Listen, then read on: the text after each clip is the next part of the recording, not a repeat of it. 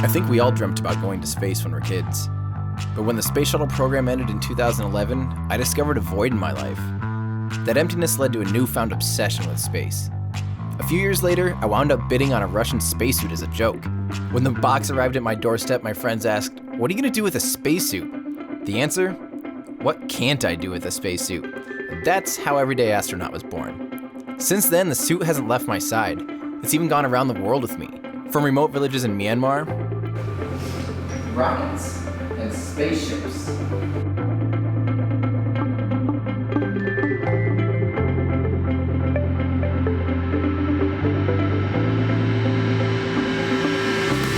To beautiful fields in Norway. I'm fighting a cow to get a picture right now. Here I am on vacation in the beautiful Norway with my beautiful boyfriend. I even proposed to my wife in the suit at Machu Picchu in Peru. These days I work with leaders in the space industry to create fun and inspirational content. I've even been invited to different NASA facilities across the country, all for the sake of sharing my excitement with the world. Hey there, it's me, Tim Dodd, the Everyday Astronaut. Now, I'm not sure if you're aware, but NASA is doing some incredible things. This is church for us space nerds. This is where Gene Kranz was sitting when people first got on. This is with permission. I still don't know how. I love that I'm standing on something that says urine bags. This thing's gonna fly like a cat in heat. Whatever that means. That dog's gonna have a sore throat by the end of the day, I'll tell you that. Especially once he tries to explain to his friends that he just saw an astronaut flying majestically through the sky for an hour. This thing has officially become the bane of my existence.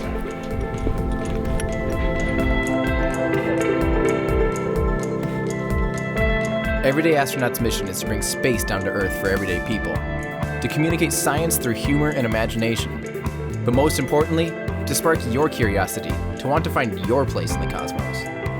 Join my adventures as I seek to find out why exploring space is important, inspiring, and quite frankly, really, really neat. Show your support by visiting patreon.com/everydayastronaut.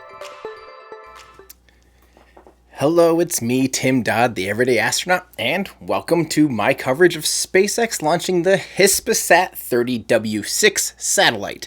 Now, this is a satellite heading out to geostationary transfer orbit. It's taking off from Space Launch Complex 40 in Florida. It's going to be launching at 12:33 a.m., which is like, I don't even remember, 5:33 UTC or something. So, good evening and or good early morning for those of you in Europe, and good time to the rest of you if you're watching this from neither of those places. Now, this is going to be an expended launch, unfortunately, meaning they are not going to be recovering this booster, even though it is actually, it was originally not going to be landed or attempting to land, and then all of a sudden it was going to be last week when they were going to launch it. They actually sent the ASDS, the drone ship, out to recover it. And then as of about 3 days ago, we noticed the drone ship didn't leave port, and now it's not going to be recovered, which is a very big surprise because it does have landing legs on it, which is not that new because these are going to be these Block 4-ish landing legs. And it also has the titanium grid fins, which we all know Elon absolutely loves. And it's really unfortunate because apparently those are crazy expensive. They are the largest single piece of forged titanium in the world, each one of them. There's 4 of those. And estimates are that they cost a crazy amount of money. So unfortunately, they are just going to be doing a soft landing on this. It sounds like the reason SpaceX, the official reason that SpaceX gave was that the weather was not okay to have the drone ship and the crew out there. Most of the time, the reason those are called off is actually for crew safety. If the waves are too big and the water's too choppy, the drone ship could probably manage most of that stuff okay. But yeah, this is one of those cases where they called it off, and we'll talk more about that here in a second. I just wanted to say hi, everybody, and welcome, and thank you for joining. And thank you to Michael Muir for being a new sponsor. Thank you very much. That means a lot. I believe you could get access to some cool emotes now. Use those in the chat room. Have fun. So thank you. So it sounds like, yeah, a lot of people might be confused why there's a launch now because it shows Tuesday. Don't forget, it is already Tuesday in Florida. So, and UTC time is Tuesday. So, one of those tricky time zone things. Stupid Earth. This was proposed as being people got confused between heaviest and largest because Elon today said this is the largest and then did a size comparison to a school bus. I believe this is physically the largest satellite that SpaceX has ever launched to geostationary transfer orbit, but it's not the heaviest. It weighs just over 6,000 kilograms, and I believe the Intelsat 35E mission was 6,700 kilograms, so it's not the heaviest, which is why it would have been the heaviest they would have been able to recover, or that has the potential to recover. And unfortunately, like I said, this one is not going to be attempted to be recovered. So I do need to mention one thing. Yes, it's exactly TX Pine. It's the largest payload. So here's one of the things that I'm working on right now, guys. I've been working on scripting a video talking about Block 4 and Block 5 and 1, 2, 3, 4, and 5. I'm learning a lot. There is a tangled mess on the internet when it comes to the block changes. And I got some really solid confirmations that I've been saying it all wrong this whole time. I've been saying that Block 3 I assumed was version 1.2. By the way, version 1.2 has never existed via anything that SpaceX has ever said. They just called it full thrust. So unless you can find me, and I would actually love if someone could find me, tweet at me. Hey there, Stoge, how you doing? From tomorrow, everyone. Make sure tomorrow's in here. Tomorrow's the best. If you're not watching tomorrow on YouTube, you are doing YouTube wrong. I say that every time because tomorrow is the best space news on the internet. Weekly, live hangouts, best production, amazing people. Check them out. TMRO. Do it now. Okay, so back to what I was ranting about a second ago. I had the blocks all wrong. And I would love if you guys can find a time or a place where Elon or SpaceX referred to this current iteration of the Falcon 9 as V1.2, version 1.2, let me know, because I can't find it. I'm actually trying to see. I think that was just made up by us public. I think us people kept calling it version 1.2, even though they've only referred to it as full thrust. And I think that's right there. That's where a lot of the confusion came is. The public started calling it version 1.2. They call it full thrust. It wasn't. So it had. Then we got all the blocks screwed up. Come to find out, there's 5 blocks of this full thrust variant. So we've been seeing block 1 through 4 a lot. And as a matter of fact, the Orbcomm booster that flew, I can definitively say was block 1 of full thrust. I used to think that was block 3, and I thought version 1.1 was block 2, and I thought the non-octaweb bottom Falcon 9, the first 5 flights, I thought that was block 1. I'm wrong. And I'm excited to teach you guys about it in an upcoming video. Hopefully I'll have that out here by the weekend-ish. I'm aiming for that. It's tax season, so time to do that first. But yeah. And thank you, William Falconer Beach, and thank you for the tip. And also thank you to Kip W for the sponsorship. I really appreciate that. Thank you. So the launch is a block. So this launch is not block 5 yet. This is a block 4, I believe. I actually didn't double check that this is block 4 or not. It gets really confusing still, guys. It's really, the internet's a confusing place. And we're working on the block 5 stuff. Block 5 will be at, the Bangla. Oh, I can't even pronounce it. Let me try though. Oh, this is going to be embarrassing. Me and pronouncinating is the worst thing you can put me on task to do. The first block 5 will be Banga Bandu 1. Banga Bandu 1. Banga Bandu 1. There you go. Oh, and thank you, Rob Jones. Morning to you as well. So, and best wishes for the launch. Absolutely. Go SpaceX. Go Hispasat. So yeah, this is definitely a block 4, I believe. Yeah. What's the difference between the blocks? Argon. You'll have to wait for my video. I will give you a very deep rundown. And here's the truth of the matter, guys. I'm trying to figure it all out. But really, SpaceX they're not really beholden to these numbers like we are. The block changes I'm finding out are kind of these funny iterations, and they don't really do that. That's more of like a us trying to keep track of things thing. The Falcon has evolved kind of different from more traditional aerospace entities where it used to be a block change was a big deal. Block change was like, we went through all this stuff and now we're ready to do this block change. SpaceX just kind of seems to float around a little bit. At least that's my current interpretation. Again, if you know any different, please let me know. I don't want to spread misinformation. It's interesting. It's very interesting. Scott, looking for the new video to confuse me further about the blocks. Scott, hopefully we can clear it up, and thank you for the tip. I hope we can clear it up for you. I think we can. Oh, by the way, guys, we need to celebrate something tonight. Is the 50th launch of the Falcon 9 rocket, and I believe it's the 56th launch altogether. Because don't forget, we've had 56 is we've had 5 Falcon 1 launches way back in 2008, and then 8, 9, and 11 or something. Great. I'm just trying to do history off the top of my head. That's not a good idea. And then also we've had 1 Falcon Heavy launch. So 56 launch for SpaceX altogether, 50th Falcon 9. So congratulations. That's a lot, especially how quickly we went from the Orbcomm 2 booster, the first one that landed December 21st, 2015. So just a little over 2 years ago. That was their 21st, right? 21st or 20th. 20th or 21st. I don't remember. But we're coming up on 50 already in 2 years. That's insane. So, whew. AZ Off-Roadster. SpaceX blocks are like Tesla cars. To know what you have, you go by the VIN.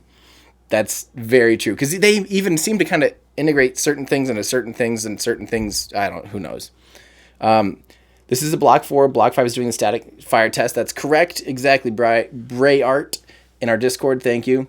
And yes, the launch is going to be the Band Who launch for the first Block 5. That's correct.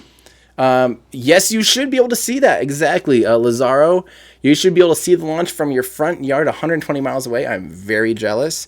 For those of you in the rest of the world, that's like 200 kilometers away.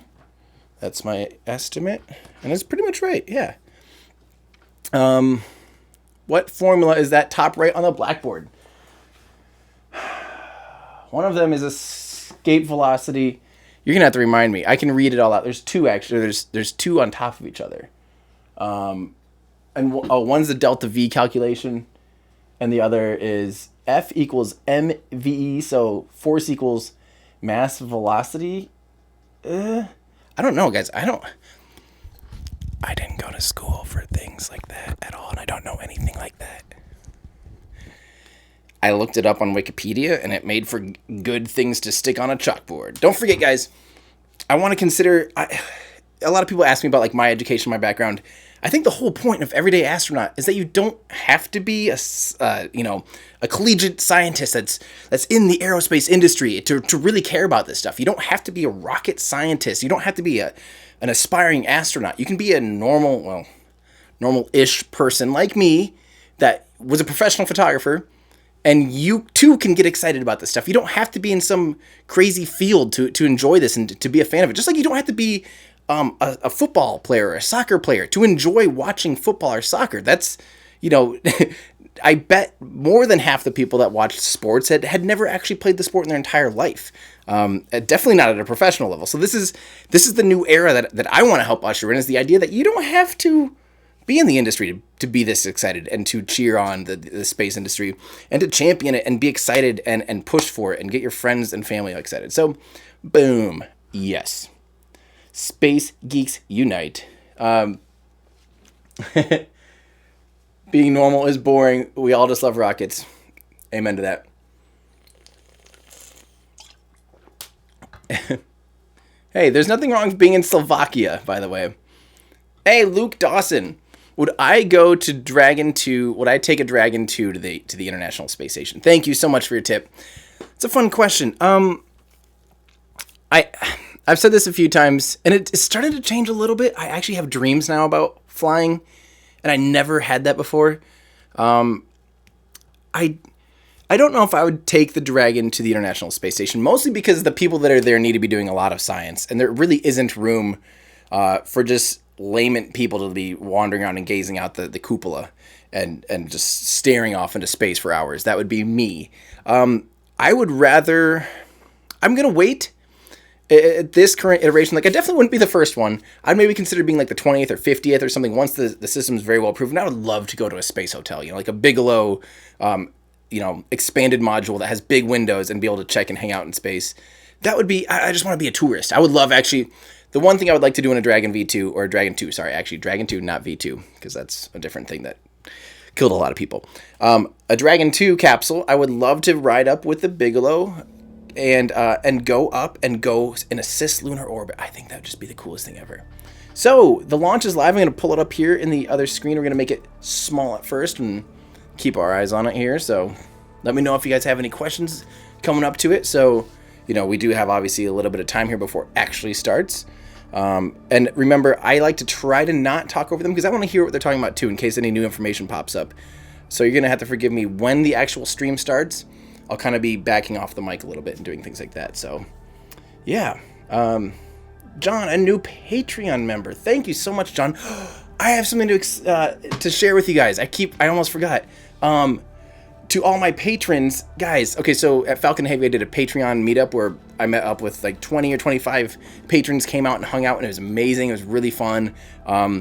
They gave me some amazing things. One I'm going to hold off onto until I figure out what exactly is going to happen with it. You'll see. But they also gave me mission patches from every single launch that I've seen in person. I'll go through these real quick. This was an Atlas V launching an orbital ATK resupply cargo mission, AOA-6. SpaceX CRS-3, the first launch I ever went to in 2014.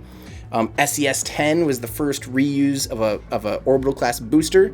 It was the booster that first flew on CRS-8. That was March 30th-ish of last year. Orion EFT-1, that was a test flight of the Orion capsule on top of a Delta IV Heavy in 2014. This one is SpaceX 12, the resupply mission that was just last August. The different version of the SpaceX CRS-3. Another version of CRS-12. I don't know how that. And then Falcon Heavy. Yeah, I'm super stoked about this one. It's huge and beautiful. So yeah, boom. So thank you guys. Thank you to my Patreon supporters. You guys are amazing. You guys are a huge part of my day. When you guys, we talk about the video scripting and stuff. It's just been it's such a fun community. If you do want to join our Discord channel or have a vote in our exclusive subreddit and vote on upcoming topics, including today's spaceflight history videos, including what topics we need to make sure to hit in the script, you can join by going to patreon.com/everydayastronaut. And I keep forgetting to announce our 400 winner. I'm waiting for my friend to get back. I sent him the spreadsheet. Carl will be getting back with the winner, the weighted winner, based on the way we do that. So thank you guys. Also King Joe, play Simple Rockets 2 when it comes out. I'll check it out. That's awesome, and thank you for your tip. No problem, Osley. 11-15 for me is not too bad, but so thank you for appreciating it. By the way, it sounds like someone asked where I got these mission patches. It sounds like my patrons had to scour the internet to find them all because they are some rare ones in there. So touche, guys, and thank you again. That is so awesome. Let's see. That's awesome. Why do they take patches off the shop? That's a great question. I live in Iowa. I'm in Central Coast. Central Time Zone. I did want to make sure we mention, now that we have more people watching, why this is an expended launch, or at least why we think. Where did I get these planets? These are MOVA globes. You can go to movainternational.com, and they spin by sunlight. They're amazing. I do want to mention before the launch happens again, now that we have more people in here, why this is an expended launch. Last week, they were going to recover this booster. It is a Block 4 booster with landing legs and titanium grid fins on it. Unfortunately, the range, so in order to clear to be ready to go to launch, they have to make sure that all the conditions are green, especially no ships and planes in the way of the rocket's path. There's a big exclusion zone that the rocket flies in, and the Air Force runs the range there. And in order to clear the range, they didn't want to have to do that back to back. They were literally going to do like 2 in 8 hours when the Atlas went off last week. There was an Atlas GOES S mission, and that was a NASA/NOAA mission. That went off on, what was that, Wednesday or Thursday or something, and then the SpaceX launch was supposed to be like later that night. That did not get approved, so now they had to push it back, and now we are looking at today, and unfortunately it sounds like the weather has been unfavorable for a recovery, so they didn't even send the drone ship out. This was also going to be the heaviest, just over 6,000 kilograms. It'd be the heaviest satellite that they would have ever recovered from a geostationary transfer orbit. And it sounds like it would have been a pretty spicy landing. It's hard to tell if it would have actually been able to land. They would have definitely had to do that, probably that new full 3-engine landing burn, where it may have been 3-engine landing burn the entire way down, not like a 1-3-1 where they light the center engine, then light the other 2 on the outside, then back those back off and just land on the single engine. It sounds like it may have been on like a full-blown slam on the brakes with 3-engine situation, which would be very hard. So, and Blue Unity, who do I think will win the new space race? Thank you, Blue Unity, for the question and for the tip. Let me go ahead and tell you. You can define the new space race as many things. The current one, which I will be talking about in another upcoming video, will be Boeing versus SpaceX, sort of the first commercial crew to make it to the International Space Station. So the last space shuttle mission, STS-135, they put a little flag up there on the United States flag up there on the International Space Station, and they said whoever is the first commercial crew provider to dock and rendezvous and send crew up will get to bring that flag back down. So that's definitely one of the space races, but I think the space race, the new space race, the new commercial, new space era is a huge race to just expand and get out there into space. We have Blue Origin coming online with their New Glenn rocket. We have space tourism finally happening with Virgin coming on very soon, and Blue Origin doing their New Shepard as well. We have a lot of exciting stuff. I don't know where to define the space race, but I will define it as the first, for now. The commercial crew race is the coolest one that's coming up very soon. Hopefully this year, actually, but most likely earlier next year. Ripid, just got your space models from Buzz. Oh, that's so awesome. Congrats, Ripid. For those, you've all seen these in the background of my videos. There's the Falcon 1 hanging out there. Block 5, whatever, not Block 5. And Falcon Heavy. And a baby Falcon Heavy in my hands with a transporter rector and a thingy. Let's see. Transporter rector and a strong back. There we go. What does Hispasat do? It is a telecommunications. Provides television, broadband, corporate networks at 30 degrees west. So this is a geostationary satellite. So that means it will look like a fixed point in the sky. So it's at 22,000 or 35,000 kilometers in altitude. And that means its orbital period, that means it orbits the Earth every 24 hours. And guess what else takes 24 hours? Earth to spin. So that means if it's spinning at the exact same time like this, that means that satellite will stay fixed in the sky, almost like a star. But in real life, it is actually spinning or orbiting our planet. So it is a geostationary orbit. They don't actually take it straight up to geostationary orbit. They take it up just to an elliptical orbit, which means its highest point is where its kind of destination will be. Once it's up there, it has to fire its own thrusters, and over months, slowly raise its lowest point out to circularize this whole thing. So, yeah, no problem, Austin. Austin Bounce House Rentals, you're welcome for the hosted launch events, and also Tormy. Thank you so much for your tip as well. I'm glad that you like my channel, so thank you. So here we go, guys. We have this coming live. I'm going to turn it up once they start talking and keep it a little quieter for now. And I'm going to make it big. Good morning, Sweden. Thank you, Marcus. Okay. You're looking at a live view of a Falcon 9 rocket as it awaits liftoff from the SpaceX launch pad approximately 11 minutes from now at 33 minutes after the hour. Welcome to today's live webcast of the Hispasat 30W-6 mission from one of my favorite pads, Space Launch Complex 40 at Cape Canaveral Air Force Station in Florida. My name is John Innsbrucker. I'm the Falcon Principal Integration Engineer. Today we will be delivering the Hispasat 30W-6 communication satellite to a geostationary transfer orbit, also known as GTO. Now at 6 metric tons or 6,000 kilograms, Hispasat 30W-6 is the largest geostationary satellite we've ever flown. It's almost the size of a city bus. We'll cover the Falcon 9 mission on today's webcast from now through satellite separation. The first stage will perform the programmed re-entry and landing burns, but we won't have coverage of those events. Due to poor weather in the Atlantic Ocean, SpaceX could not send the drone ship downrange, and we will not be recovering the first stage. So, notice they said largest and not heaviest again. So it's an interesting measurement of, because 6,000, and we know Intelsat was 6,700 kilograms. Prey, you didn't realize this was a launch night. You get to go step outside and see the launch. Amazing. Very jealous. Thank you for the tip. And Nikola. They will not. So with, what mission was that already? I forget. Today's flight, unlike many of our recent launches, includes a new first stage. This is evidenced by the clean white painted exterior you can see on the rocket on the screen. Now, launch was originally planned for 25 February, but we stood down on that launch attempt to conduct additional testing on the fairings pressurization system.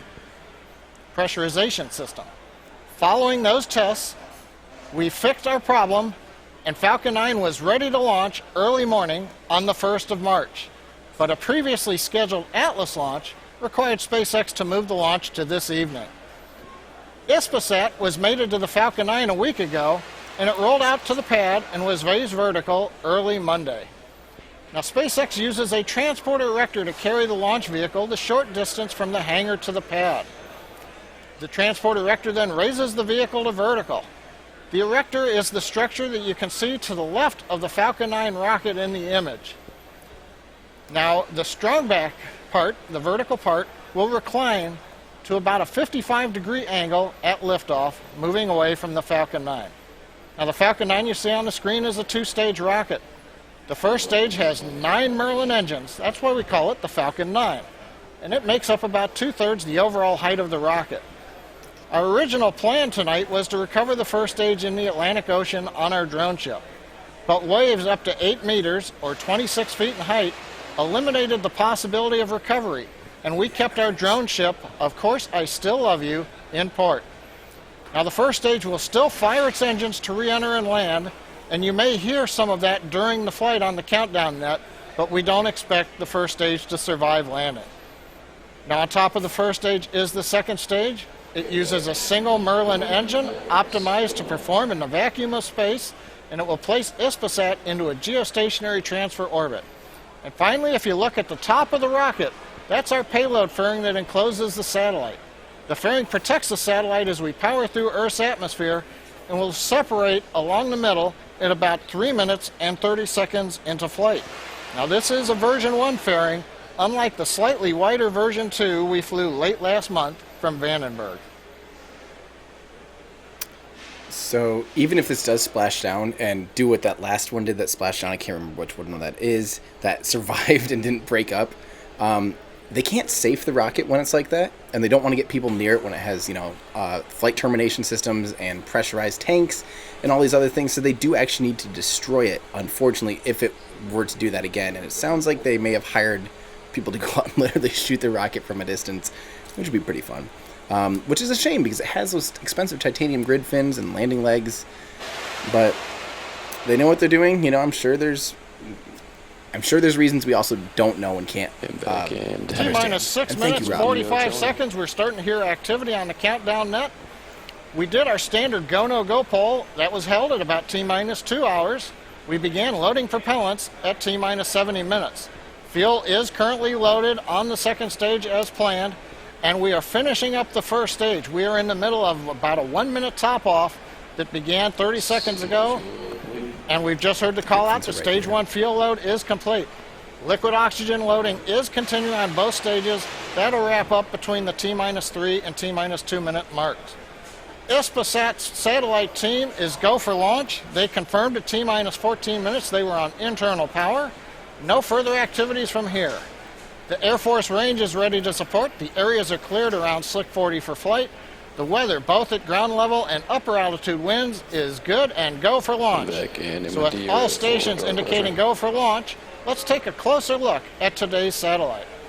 I do actually want to hear this. I normally kind of skip over these because we can watch them later, but we might learn something on this.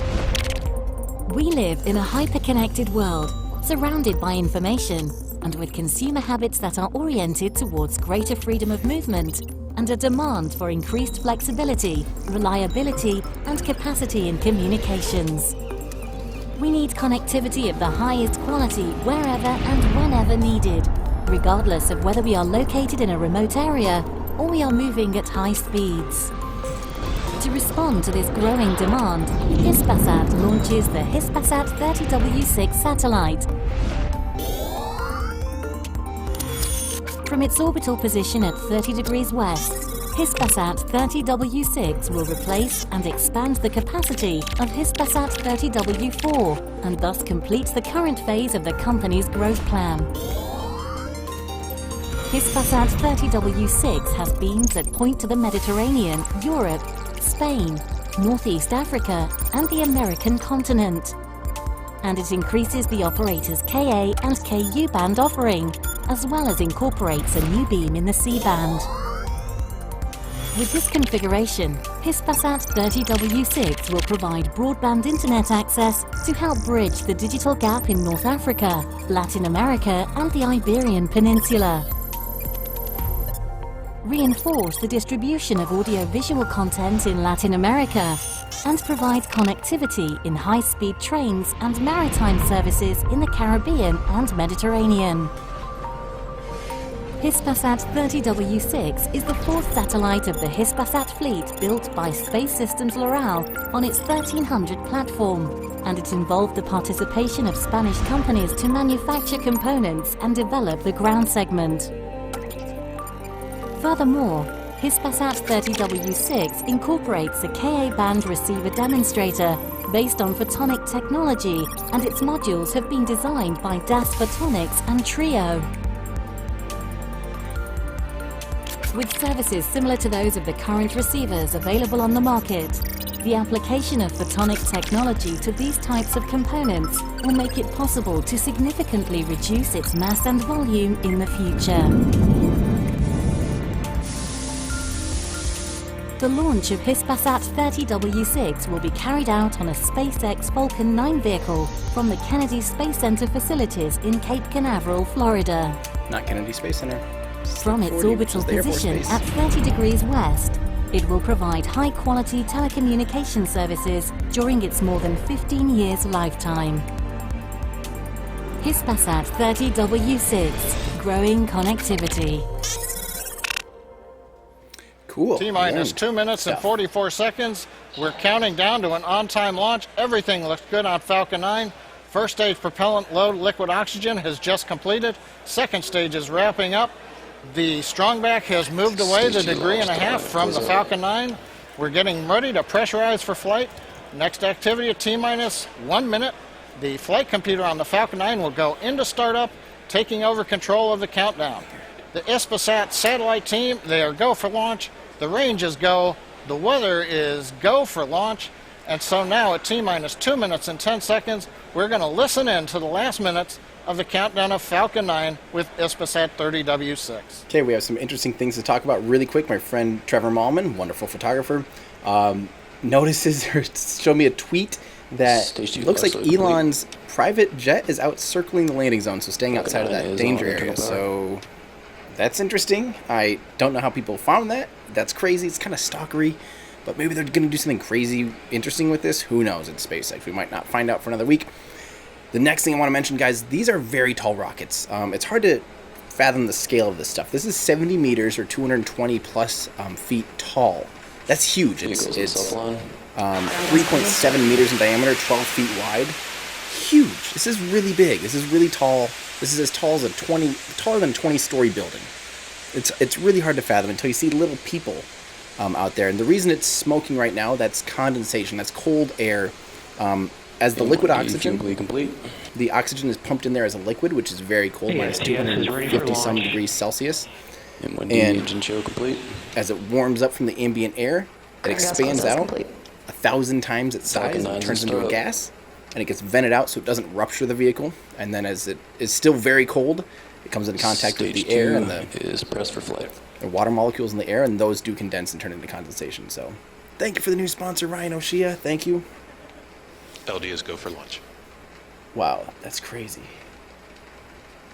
I don't know what they're doing with that jet. I'm very curious. We'll find something out. Mr. Steven is not out. They are not attempting to recover fairings. This is fairing 1.0, which did have some recoverability, but they aren't really attempting any recoveries with fairing 1.0. Fairing 2.0 will for sure fly again with Block 5. And hopefully then we see... Falcon 9 is configured for flight. You only have Mr. Steven out on the West Coast now. It was on the East Coast for a little bit. T-minus 10, 9, 8, 7, 6, 5, Green 4, flash for T-Tab. 3, 2, There it is. 1, 0. Ignition. Liftoff.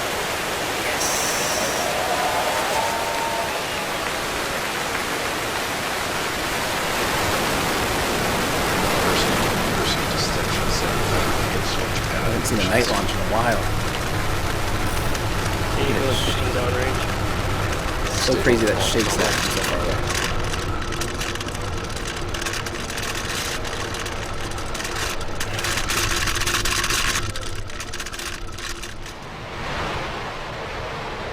Looking good.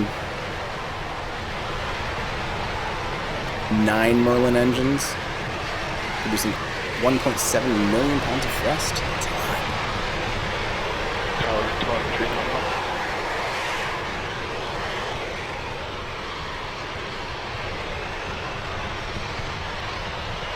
Come on, tracking cam, just up a little bit more.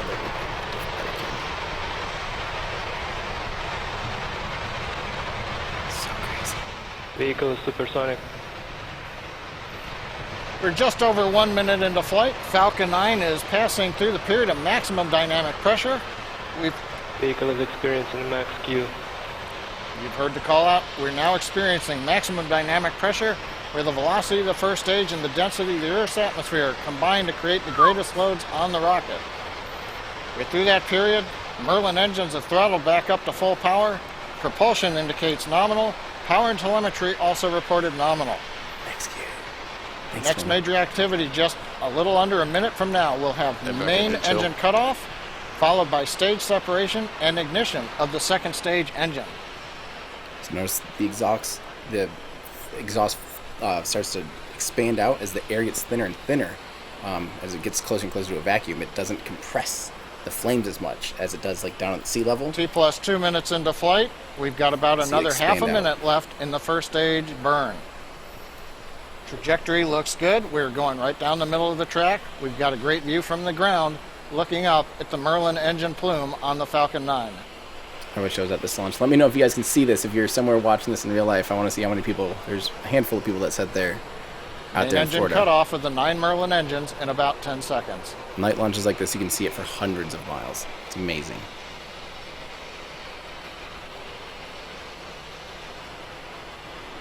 This is just a satellite, a communication satellite. Here we go, main engine cutoff. Stage separation. Stage separation. That's good. Stage ignition, good. Good recognition. Looking good. Coming up on 3 minutes into flight, you hear the applause here from SpaceX headquarters in Hawthorne, California. We've had a good first stage shutdown, a stage separation, and a good ignition of the upper stage engine. Right after ignition, you may have seen a couple of pieces of metal coming off the nozzle. That's normal. Those are stiffeners that go around the bottom of the nozzle for use in transporting on the ground. They fall off as we go into flight. Next event coming up in about 10 seconds, we're going to wait and watch for fairing separation.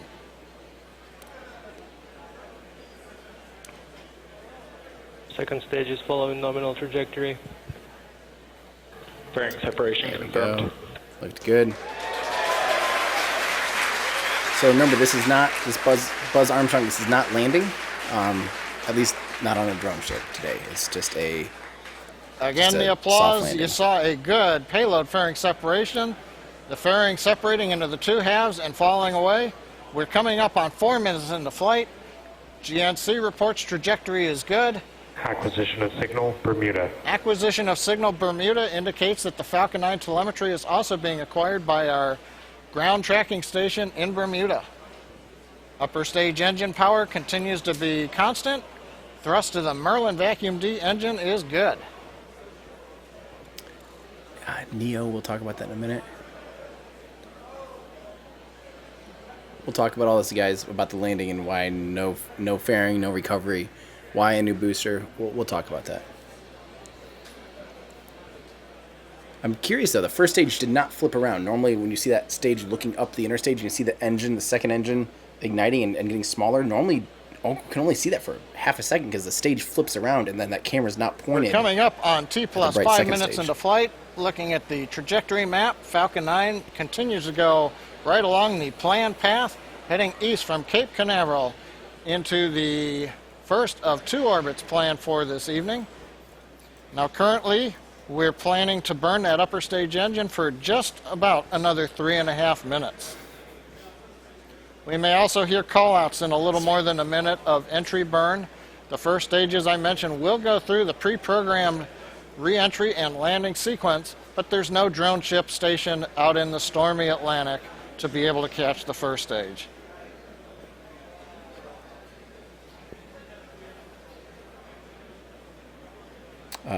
By not recovering, that means even if it is floating, they will have to destroy it because they can only recover it if it lands on the drone ship, and the drone ship isn't there to land on today. It's too rough seas.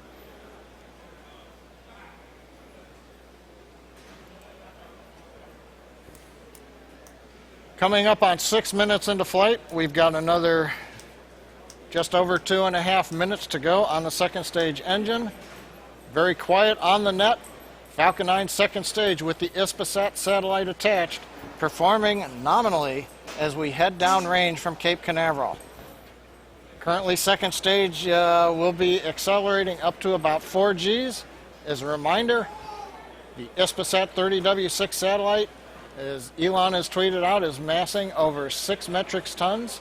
That's over 6,000 kilograms, and that is the largest geostationary satellite we've ever flown. Saved. Given the size, Stage 1 entry burn has started. you heard entry burn start in the So even if background here, as I mentioned, going through the pre-programmed sequence. Nominal trajectory. So even if it doesn't do a boost back burn, the stage still has to flip so that it re-enters the atmosphere engines first. It always has to flip. But whether or not it does that boost back Stage burn, 1 entry burn is shut down. And we based have on- shutdown of stage 1 on the entry burn. That'll leave its landing burn coming up in about 1.5 minutes. titanium Second solid grid stage fins will not float. continuing to run. Everything looking good on stage 2.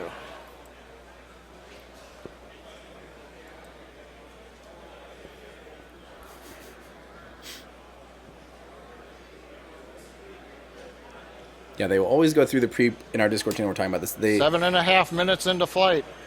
The glowing nozzle on the upper stage engine, that's expected. Shows the engine's running just like we want it to be. We've got cameras on the back of the second stage giving us these live views. We're about 1 minute away from SECO, second stage engine cutoff number 1. That will leave us in a parking orbit. Once we get engine shutdown, we'll wait for the guidance engineer to confirm that we have a good orbit. Vehicle is in terminal guidance.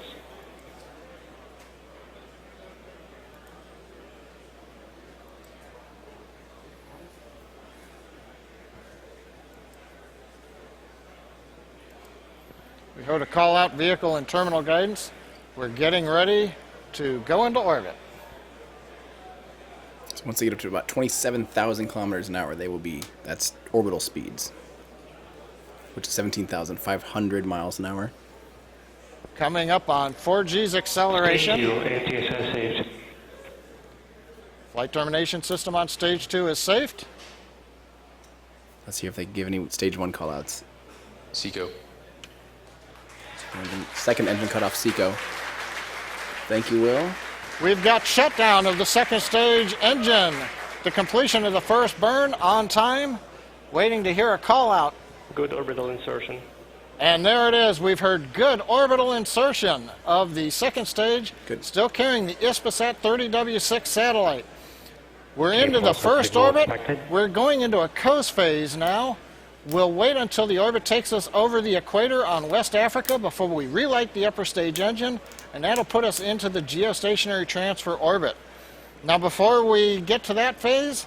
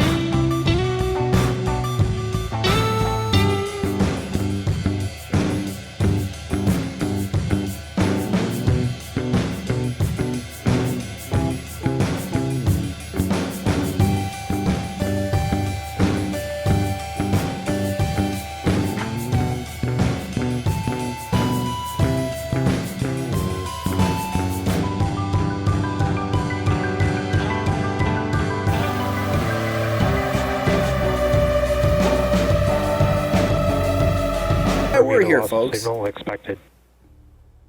We are here to answer these questions and get down to all this. We got a lot of business to talk about, guys. So let's see. Okay, so first off, thank you, Will, and thank you, Rob, again. And Riley, do I think Tesla will look at making electric boats, perhaps like the one SpaceX had in their simulation of Earth-to-Earth transport? That's a really good question, Riley. As much as of a Tesla fan as I am, I really have no comment on that. There's electric barges that are being made very quickly. Barges make for a great electric vehicle. There's an electric ship that awkwardly enough ships coal. Seems kind of backwards.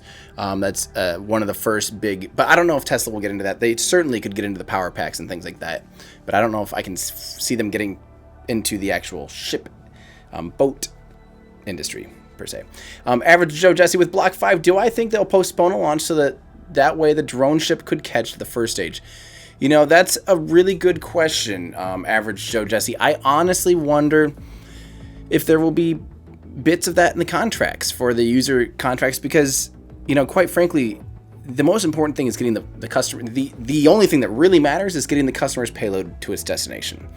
And just like the satellite they launched tonight, this Hispasat, I also saw them say Hispasat, but I didn't know this was a Spanish satellite, and then I heard them say Hispasat, and the other thing, I'll keep calling it Hispasat. You know, that's the only thing that matters, is that gets to its destination, period. So I don't know if there'll be something like, hey, we'll maybe give it a range here.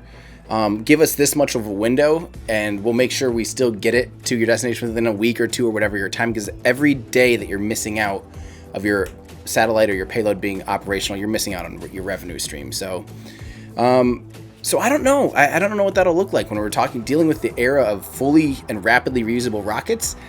That is more of an asset that they definitely will want to recover and reuse immediately. So it is kind of curious what they'll do in those situations. So we'll have to see. I don't know if we'll actually hear what they'll do about that. But thanks for the question. It's a good question. NASA VAS Normandy. I was watching from Boca Raton, Florida, close to Miami. You're able to see it till about T+6 minutes. That's amazing. You're welcome for the stream. Thank you for joining, and thank you so much for the tip. I'm very jealous. That was probably quite the view from there. So thank you. And thanks for saying hi. Musk's jet is collecting data from the hot landing attempt, since there is no ship out there and no ground station. He has done that once before. Yes, you're right, Tim. He has done that multiple times with the like CRS-8, some of the initial landings. NASA even flew a jet once to get footage of the reentry of supersonic reentries. And SpaceX is one of the first, as far as I know, one of the only companies or entities of any kind to ignite an engine supersonically. You know, especially facing, you know, we're talking about lighting an engine that's facing, you know, the pressure of the outside atmosphere. You know, it's going engines first, and to light up an engine in that process was very unique. SpaceX had to kind of figure that out, and NASA sent some planes to do some tracking of that as well. So definitely not the first time. So Paul, thank you. Only a few more to hit 100K. We're getting close. I think when we get the next video out, hopefully that'll help push us over the 100K edge. I'm hoping for it. That'd be great. I've, again, been just absolutely 100% overwhelmed by your guys' support. I can't even tell you how much it means. Just knowing that we're coming up on 100K in like a year of being on YouTube just blows my mind. I can't express the gratitude, guys. Honestly, it means so much. Yeah, it's crazy. I can't believe it. So thank you. Good evening, Tuba Horse. Do I think SpaceX will ever go for nuclear propulsion in the future? That's an interesting one. So those of you that don't know, nuclear propulsion is extremely efficient. You don't have to bring up an oxidizer, so you don't have to bring up oxygen. You can just heat up a propellant and shoot it out the back. It makes for extremely efficient engines. The US government looked into it in the 60s in a program called NERVA. And it's actually, they didn't even look into it. They pretty much had it ready to go. And it's really considered very feasible for human transport, because you can get something very far away. Like you can get to Mars in a matter of, you have a lot more delta V to work with. So it means you can take a more aggressive maneuver to Mars. You don't have to wait for the perfect alignment. You can do it in an alignment when Mars is physically closer and not as ideal, but it means you can actually speed up and then have enough margins to slow down enough to still be able to intercept Mars with something like a nuclear engine. And it is definitely one of the best options. If you play Kerbal Space Program, you know how amazing those nuclear engines are.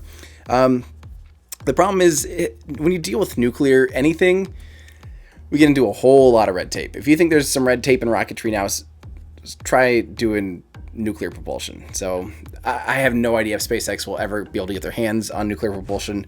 It might be something where NASA says, hey, we see the mission, we're going to work with you to send someone to here or something to here, and we have this nuclear propulsion upper stage.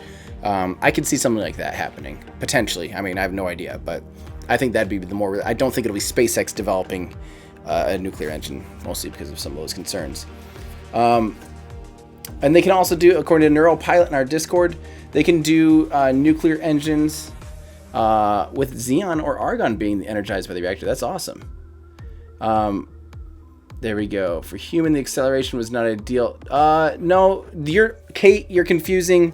There was the Orion concept, which is basically to send a nuke out the back, literally a bomb out the back of a rocket, and ignite it and have this big blast shield that would go like every minute and just keep blasting the rocket to acceleration. That is not ideal for human. A Nerva engine, on the other hand, would be perfectly smooth, very conventional in that sense. People want to know a few things. Why is this brand new? Good question. We don't really know the inner workings of a brand new core, or we know why they choose sometimes brand new versus previously flown. But we do know, guys, these pre-Block 5 boosters are only meant to be reflown once, maybe twice. We never saw one refly twice. They've only reflown once, and we don't always know their inner workings of why a customer wants a new one versus a reflown one. They do have a backlog of some reflown ones that they theoretically could have flown on this one. For whatever reason, it was brand new, and maybe it had something on it that they wanted to test for this upcoming Block 5 vehicle. You know, maybe it needed to be new because it had a certain raceway or a new actuator in the grid fins or some little thing they just wanted to test out. I have no idea. I'm just speculating. Those are the only reasons I can really think of why they wouldn't actually employ a reflown one at this point. There is a good amount of refurbishment, though, on these pre-Block 5 boosters, so it doesn't make sense to refly over and over. And it appears, it might be expensive to recover and refly boosters at that point. So, Matthew, thank you very much for your tip. What's the advantage of titanium fins over aluminum? I talk about that a lot, actually, and I will do a video all about that soon. But I do mention it a little bit in this video titled why the Falcon Heavy was delayed 5 years, because the first Falcon Heavy was the first one, it needed titanium grid fins on the two side boosters. So this model has 3 sets of titanium grid fins. The demo flight had only 2 sets of titanium grid fins. They have a few advantages. Number one, they're a 10 to 20% more surface area. They're physically larger. They're lighter weight. They don't need to be. I don't know if they're lighter weight, actually. I don't know if they're lighter weight, but titanium's doesn't need to have ablative paint on it, so it can survive a lot hotter re-entry profile. They also have serrated teeth on them, so the leading edge. So say this is the grid fins going in like this, and they're coming in like this. I don't know if there's a bunch of these, right? Crisscross, crisscross, crisscross. Let me put it somewhere where you can actually see it. Crisscross, crisscross, crisscross, coming into the atmosphere like this.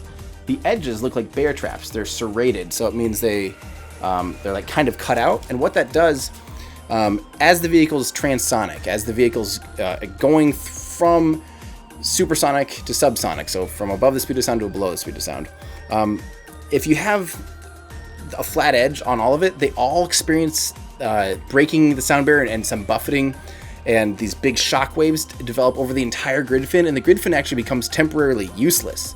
By serrating the leaded edge, it makes it so the shock waves actually form at kind of different times along those bear traps, so the grid fin still maintains some control authority through those dicey periods.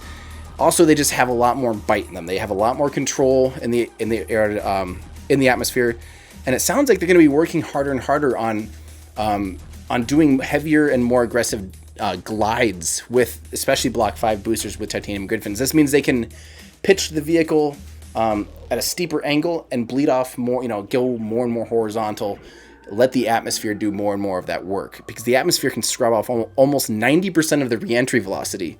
And because, at that point on your way down, the atmosphere is working for you now. It's taking away energy. It's taking away speed. And by pitching it And by letting those grid fins put some angle on it, instead of just coming in straight down like a pencil, now it's coming in more on its side. It develops some lift and it creates some extra drag, removing more and more velocity out of the stage. That being said, sorry, I'm going on a titanium grid fin rant. The side core boosters don't have, so see how much taller this inner stage is? It really is overexposed here, sorry. The inner stage here is quite a bit taller and has a blunt edge on the end of it. Notice how short and aerodynamic. So remember when a side booster is coming in back, re-entering, it comes in backwards, and that means actually this aerodynamic surface is kind of too slippery and not optimal for where you actually want your grid fins to be. So they had to have more bite to even control these in the first place. So grid fins, there's a lot to talk about. That's why I'll make a whole video about it someday soon. I have a whole list, guys, a whole list. Matthew. Great view from Tampa Bay. Awesome. Tweeted a pic. I will check that out, Matthew. I'm very jealous. Thank you so much. Rob Jones, is there a theoretical maximum to the number of geostationary satellite slots? Rob, I don't know what the constraints are, and thank you for the tip. I don't know what the constraints are for, how far away they all need to be from each other. I know there's got to be some kind of thing, about staggering and all that stuff. But really, I mean, imagine if these were on the ground and the circumference of the Earth. I don't know what it is. What 20? I have no idea. I don't remember anymore. I think I used to know that 24,000 miles or something. I don't remember. That's a total guess. 22,000 miles. I don't remember. But imagine you had a satellite, 1 mile apart from each other. You could fit X number of thousands of satellites. And I don't know what they're. Don't forget, you can also kind of stagger them on different latitudes, longitudes, and altitudes. So you kind of have 3 dimensions to work with. So even at a mile, pretend that constraint is 1 mile, 10 miles or something, you can stagger that quite a bit. So there could be a lot up in geostationary transfer orbit. So thank you for the question. I don't know what the number is. The sats could interfere according to Orlando. Incurable, you're trying to experiment with grid fins, trying to glide the booster. So also, and thank you for the tip, Tanner or Hugo. These are MOVA globes. I think I have the link in the description. But yeah, check them out. MOVA, M-O-V-A. Just Google MOVA. You'll find them. Tanner, where did you buy that mini Falcon Heavy? Link in the description for sure. Those are Buzz Space models. Boop. Yeah, you can find them all here. They are amazing. They're handmade, 3D printed, handmade by Ollie Braun. They are absolutely incredible. Check them out. Yeah. What do I think the future of SLS looks? Also, by the way, guys, when we're talking about that grid fin gliding, check out the last Today-ish in spaceflight history that I did last Wednesday with Jacob EQ. At the very end, we were just totally dicking around, and I had a stage that ended up gliding and re-entering very aggressively and using the fuselage to glide. You get a good sense of how that could happen. We lost the wings on this vehicle. It was a joke. And we were able to glide it and almost do a re-entry profile like they'd be able to do gliding in stage 5 or block 5. Well, thank you very much, Greg C. Jeez, Gerg C. Thank you so much for that generous tip. That's insane. And thank you. Jeez, you guys don't have to do that. Also, real quick, I'll get back to you, Mr. Sir Sinclair. Trevor Mallman, Tim, if GTO sats were spaced out, there could be a max of 138,230 at 22,000 miles up. Boom. Trevor, great fact. That's a lot. So we won't be reaching that anytime soon. Mr. Sinclair, what do I think of SLS? Or the future of SLS? Unfortunately, it's dicey. It's kind of been up in the air for a while, or not up in the air. Oh, Falcon 9 flight with Hispasat 30W-6. We're just past T plus 26 minutes. The upper stage engine is chilled in, and we're about to have the second of 2 planned burns of the upper stage engine. This one will transfer the Hispasat satellite into the geostationary transfer orbit. We're getting contact through our Gabon tracking station in Africa. And now we're waiting for ignition of the upper stage engine.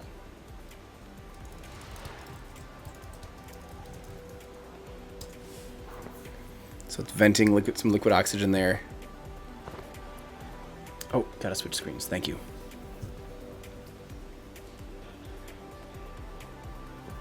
MVAC ignition.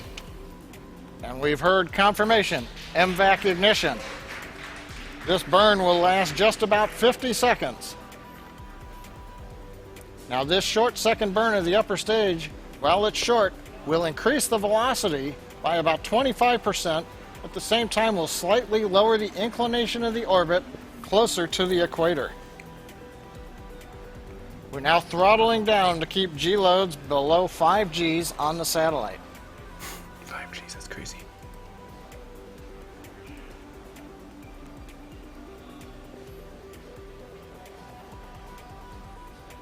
Burn continues to go well. We're coming up on shutdown.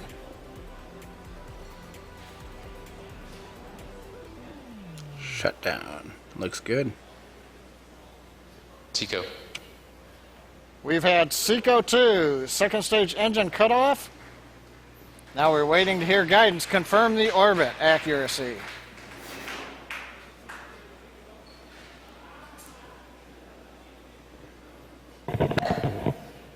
Good payload insertion. And in the background over the speaker, you might have heard we have a good insertion orbit for the Hispasat 30W-6 satellite. So that completes another major event in today's flight. The second stage is now coasting again. There's a view of the Hispasat satellite with the sunlit portion of the Earth in the background. Now we've got several minutes before the actual deployment of the satellite, so we're going to suspend live commentary again. We'll be back in 3.5 minutes at T+32 minutes to witness the Hispasat satellite release. Okay, so we've had some great questions too, and we've got a little bit of time here. I'll try to remember to flip screens next time a little bit quicker. Sorry about that. Again, I need to thank Gerg. Guys, Gerg, everyone say thank you to Gerg. That was just insanely generous. Thank you very much. Back to SLS. So SLS, one of the biggest problems with SLS in general is its cost plus contracting, meaning NASA says what they need someone to build. It's like, say, hey, come build this house. And then someone comes and builds the house and they're like, it actually ended up costing way more than we thought. Sorry, man. Here's the raw materials, but we're also have to charge you 20% in markup for our profit, which kind of makes sense, but it leaves no incentive for the manufacturer to actually do it at a budget. It really actually almost encourages them to be like, yeah, go slow, take your time, whatever it takes, you just go ahead and get it done, and then charge us, send us a bill for the end, as opposed to something like the Commercial Crew Program where NASA said, here's how much we need to where they had a competition, they had people propose what they would do. So for the vehicles, we saw the Dream Chaser with Sierra Nevada, we saw the Boeing CST-100 Starliner, which won one of the contracts, and SpaceX won the other contract with their Dragon 2. And then the launch vehicles being the Falcon 9 rocket for SpaceX, and Boeing went with ULA which is Boeing and Lockheed Martin's Atlas V rocket. So that encouraged competition. They got a really inexpensive set of flights. It'll be cheaper than going with the Soyuz rocket out of Russia. So we're actually getting cheaper now than our competition, truly, by about, I think, around $10 million per seat, which is fantastic. When you have 3 to 4 of them at a time, that's great.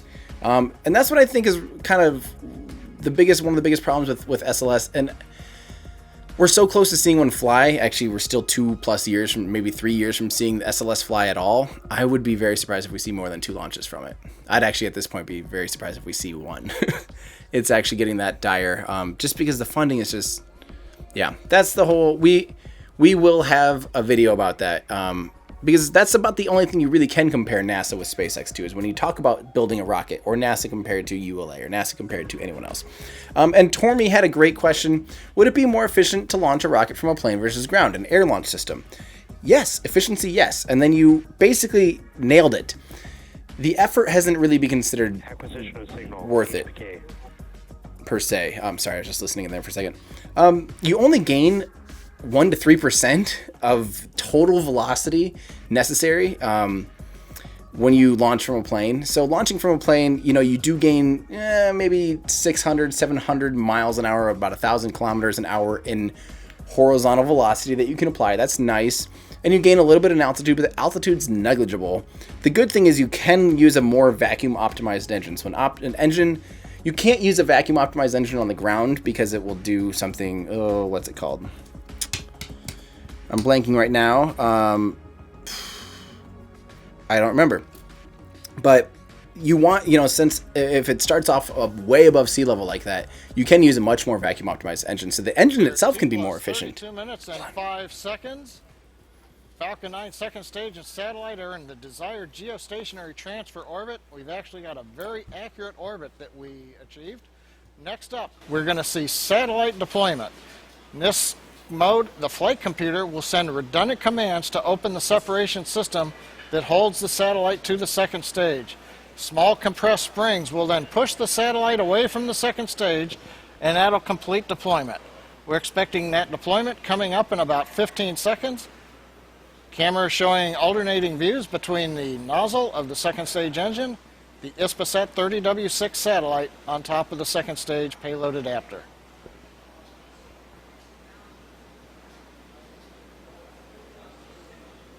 There we go. Spacecraft separation confirmed. And the cheering from the late night team here in Hawthorne.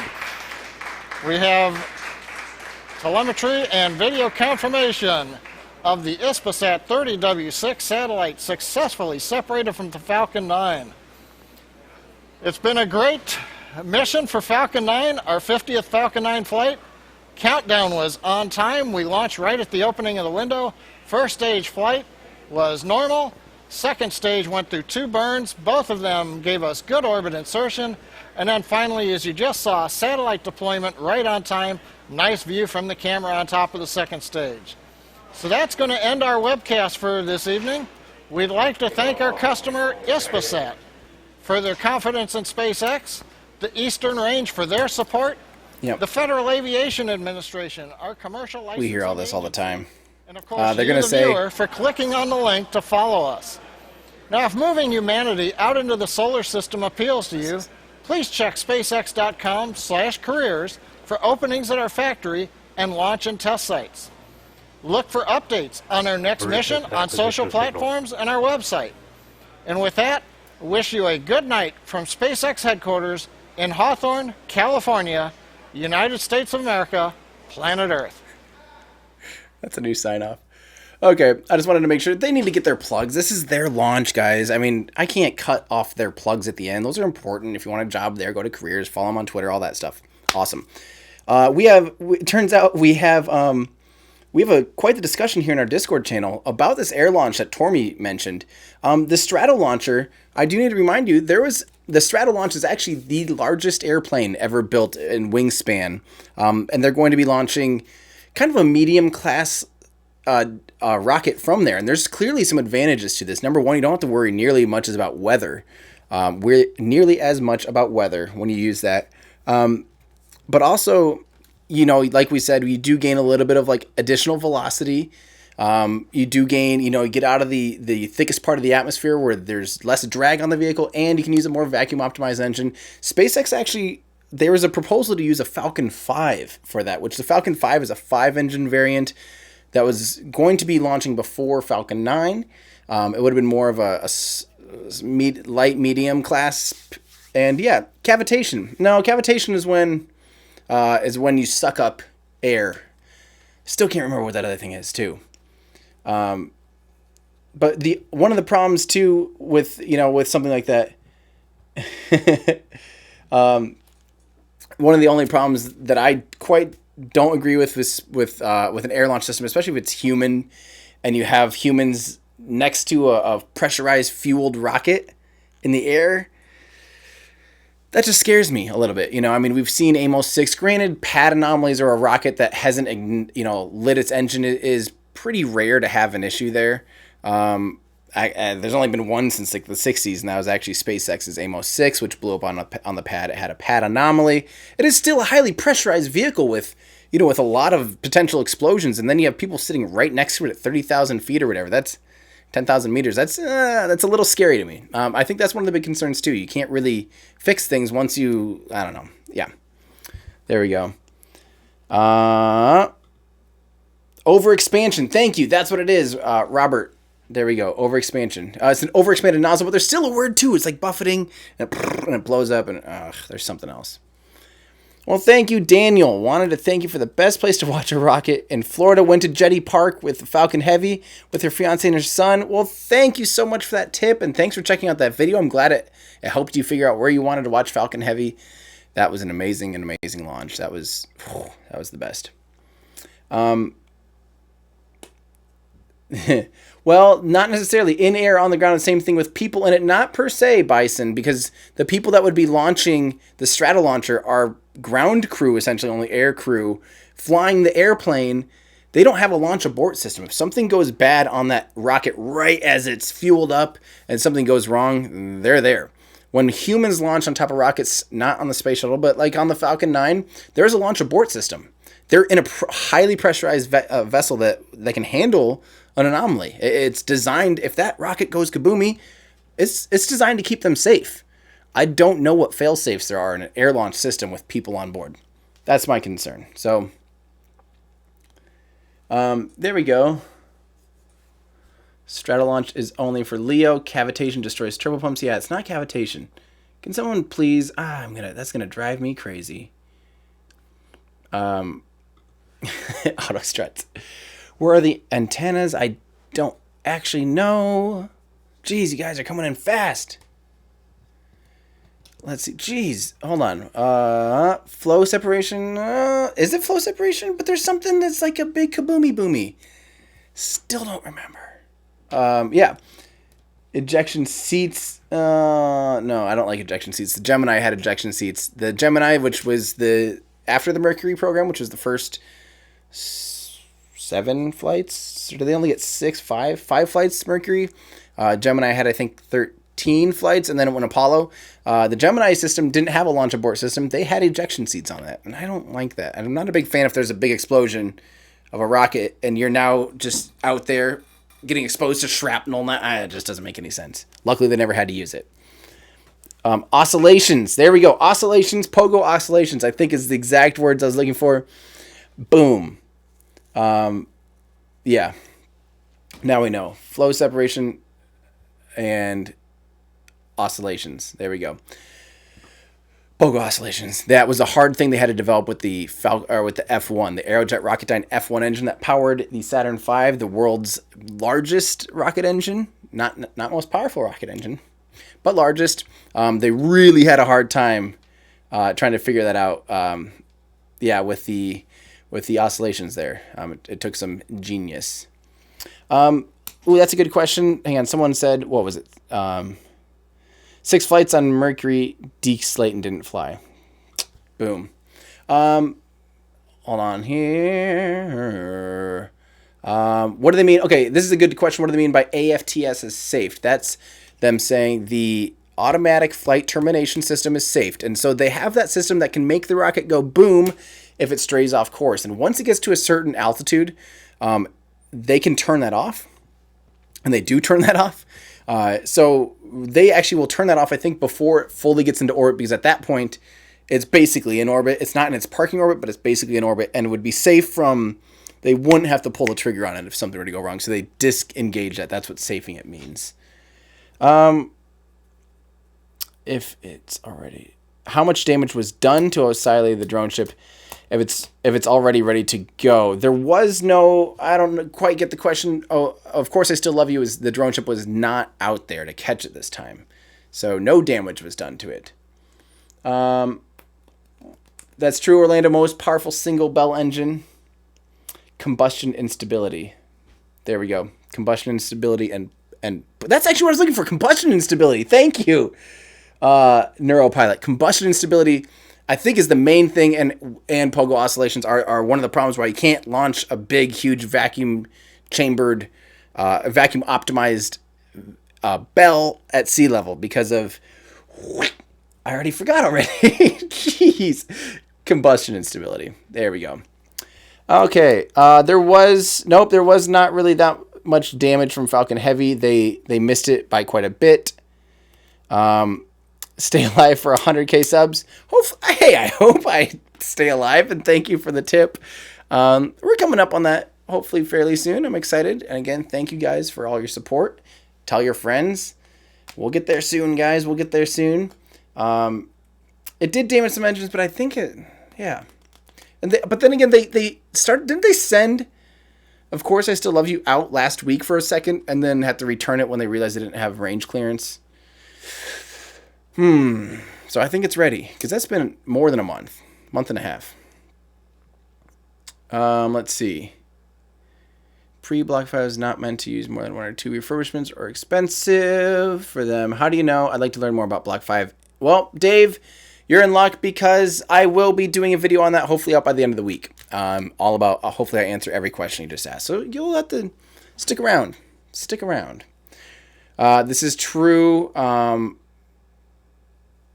That's true that they think a good amount of the astronauts on Challenger, after it broke up, did hit their oxygen packs, which meant that they survived the breakup of the vehicle. I still wouldn't bet on being out exposed away from a pressure vessel that's not pulling me to safety. I would not bet on ejection seats, personally. I just don't like that. How much do they save by recovering fairings? The estimates are about $5 to $6 million for those 2 fairings. Let's see. Sorry. Bill Weaver survived a SR-71 breakup. That's crazy. Jeez, I can't imagine what that would be like. What makes space elevator launch model unfeasible? There's a good documentary about space elevators. I don't remember what it's called. I want to say Up, but that's a totally different movie. The movie Up has nothing to do with space elevators. So don't watch Up hoping to learn about space elevators. You'll probably be disappointed. Other than that, they do a pretty good job explaining the difficulties, but it's mostly material science at this point. Yes, if we could really mass produce and perfectly optimize carbon nanotubes, it sounds like that would be the biggest thing. Is there needs to be a lot of tension on it. It needs to be light enough that the weight of itself doesn't pull. It's this whole thing. It's crazy, mostly due to material science and whether or not it's even remotely feasible. So, yeah. Let's see. Yeah, carbon nanotubes don't manufacture very well, and they're very carcinogenic. So, supersonic ejects. I can't imagine jumping out of a supersonic jet. We need graphene for space elevators. Yep, which is basically carbon nanotubes. So, why can't they build a little island by using a dredger land? Well, so people say like, oh, why don't they land? If they launch from Florida, can they land the first stage or if they launch in Texas, can they land the first stage in Florida? If they launch in Florida, why don't they build an island, to land on? There's nothing wrong. First of all, a ship is mobile already. They landed on a thing that can take it home. If it lands on an island, then what? You have to load it onto a ship and then ship it back. So that doesn't really help anything. Also, where they land varies from mission to mission a lot based on inclination. So it's, at what angle it's launching into space. So, if the orbital inclination is like this is going to be different than something on an equatorial inclination around the equator. That's the main the landing location changes based on a lot of different variables. So, they can't just build one island, and again, it wouldn't really help anything. So I'm always been confused why people are so adamant to bring it back to land. Yeah, it's nice to save a little bit of money when it does a full return to launch site and it's right there and they can kind of pick it off on the crane and go and refurbish it. But landing on a boat, I don't get why people they get their heads wrapped around the idea that it's some bad thing that they're landing on a mobile platform. It's genius. They can put it wherever it needs to go, bring a rocket back, done, nice and easy. It can go as far away as they need. It doesn't matter. It can sit out there for a while, So why don't they live stream the second stage re-entry burn and re-entry telemetry and the video stream is lost? Jimmy, I don't know. That's a great question. Tomorrow has a great question. How excited am I for Yuri's Night Space Coast? I am so excited. If you don't know what Yuri's Night is, guys, get with space parties. This is the biggest space party, and it's the best reason to party. The best reason ever is to celebrate the first human in space globally. It brings us together. I don't care if you live somewhere, if you care about humanity. This is it's the type of thing that will kind of make me want to cry. Yes, it is amazing. It's just a party celebrating the first human in space. And there's parties all around the United States. There's parties all around the world. You can go to Yuri's Night, I think yurisnight.com or yurisnight.net. Let me find that. yurisnight.net, or just look up Yuri's, Yuris, Yuri's Night. And you can find where the Yuri's Night parties are. There's a map right there on the website that will tell you, and you can host your own Yuri's Night. You don't have to have, it doesn't have to be some official capacity. The idea is, if you host one, you just want to be able to know that strangers might show up, but they're going to be space friend strangers, and you guys can all party together. I am attending the first Yuri's Night on the Space Coast, so I will be partying under Space Shuttle Atlantis at Kennedy Space Center Visitor Complex. It's going to be amazing, so if you're anywhere near the East Coast, if you want to come hang out, I will be there. It's going to be a ton of fun. It's just a big reason to get together and celebrate humanity and space. Two awesome things. Yes. Yeah, it's amazing. Okay, so, and also, I don't know how to pronounce your name, unfortunately. I don't know what that letter sounds like, but thank you very much, Carlson. You're welcome for your hard work. Where did I get the globes behind you? These are MOVA globes, MOVA globes. Just Google MOVA, MOVA globes, and you'll find them. They're powered by sunlight, so they constantly spin. Yeah.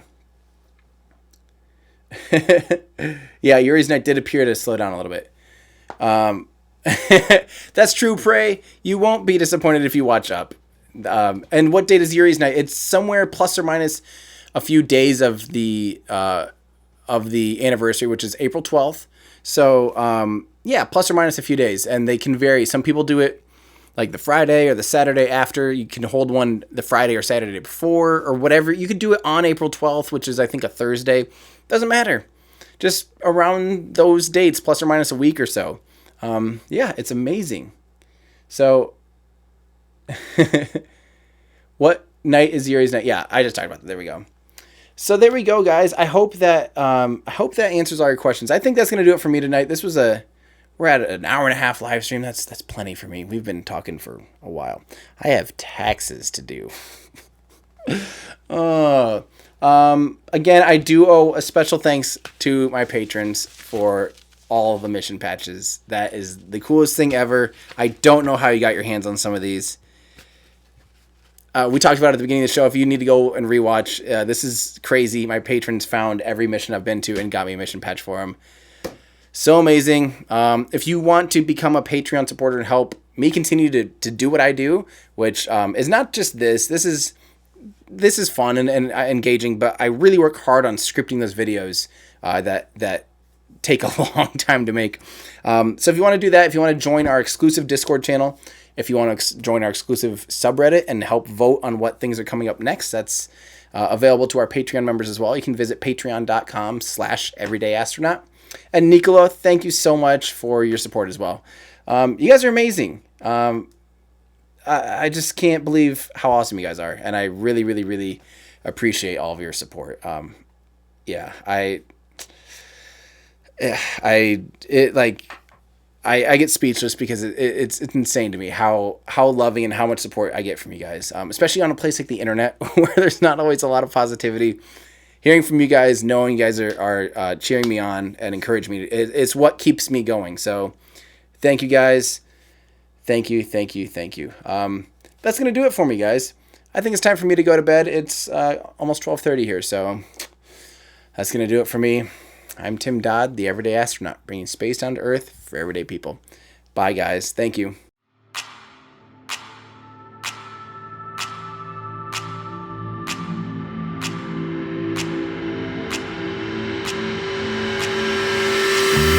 I think we all dreamt about going to space when we were kids. But when the space shuttle program ended in 2011, I discovered a void in my life. That emptiness led to a newfound obsession with space. A few years later, I wound up bidding on a Russian spacesuit as a joke. When the box arrived at my doorstep, my friends asked, "What are you going to do with a spacesuit?" The answer? What can't I do with a spacesuit? That's how Everyday Astronaut was born. Since then, the suit hasn't left my side. It's even gone around the world with me. From remote villages in Myanmar, rockets, and spaceships.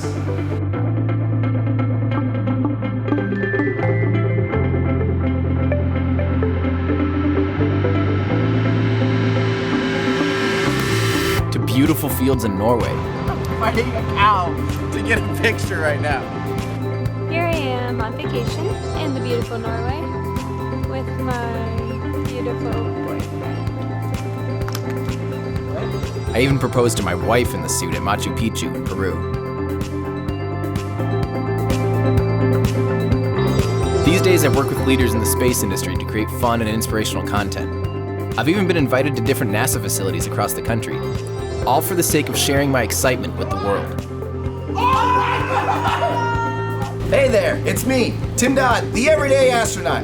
Now, I'm not sure if you're aware, but NASA is doing some incredible... This is church for us space nerds. This is where Gene Kranz was sitting when people first went up. This is with permission. I still don't know how. I love that I'm standing on something that says urine bags. This thing's gonna fly like a cat heat. Whatever that means. That dog's gonna have a sore throat by the end of the day, I'll tell you that. Especially once he tries to explain to his friends that he just saw an astronaut flying majestically through the sky for an hour. This thing has officially become the bane of my existence.